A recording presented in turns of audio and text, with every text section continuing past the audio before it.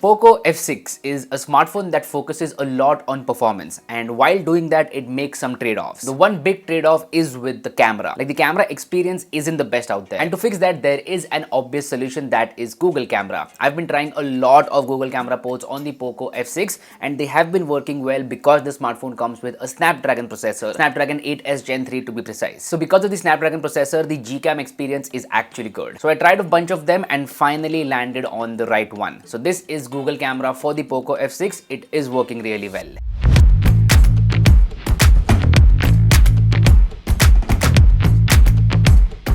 Now this Gcam port has a lot of options in terms of customization. You can customize the settings in whatever way you want. There is also a dedicated Leica mode which clicks photos in a particular filter. Some people like that filter, some people don't like that filter. But the point is that the option is available. And you can also create your own profiles within the Gcam app. It's a very good app with a ton of features. Now we will talk about how to install this application towards the end of the video. First, let's go ahead and compare images from stock camera application and Google Camera. Right off the bat, you can see that there are some differences.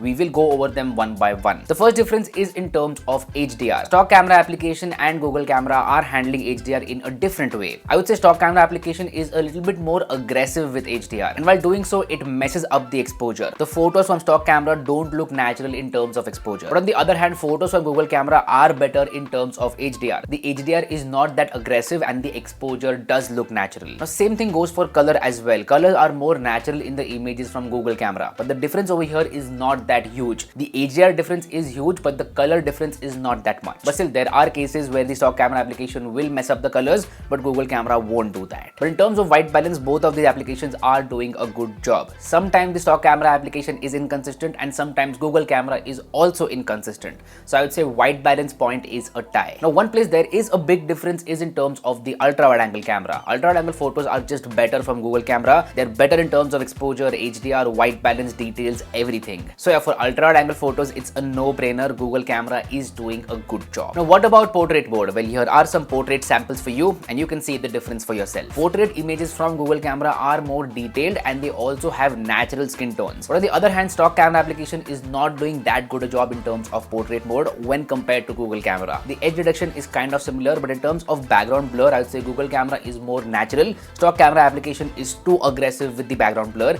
and it kind of looks unnatural. So yeah, for portrait mode as well, I would definitely pick Google Camera. Now we come to artificial and low lighting conditions. Now here's where the exposure point comes again. Google Camera photos have a more natural exposure as compared to stock camera photos, and even the detail level is better in images from Google Camera. And in terms of low lighting conditions, Google Camera is more consistent as compared to the stock camera application. Like Gcam will click a good photo 8 out of 10 times. On the other hand, stock camera application will click a good photo 6 out of 10 times. And again, the ultra wide angle point is still valid over here. Gcam is just better for ultra wide angle photos. This gets me to the final point of comparison, that is the front camera. The difference is pretty clear here that Gcam is doing a better job. The photos are more detailed and natural. I always prefer selfies from Gcam. That is my personal preference. What do you guys prefer? Let me know about that in the comment section down below. So yeah, Gcam kind of gives an upgrade to Poco F6 in terms of the cameras. And this Gcam port is actually running really well. I've not noticed any major lags or hiccups whatsoever. Generally with Gcam, I do notice a lot of lags, but the experience has been smooth with the Poco F6. Now installing this Gcam is super simple. I will make sure to drop a link to the APK in the description box below.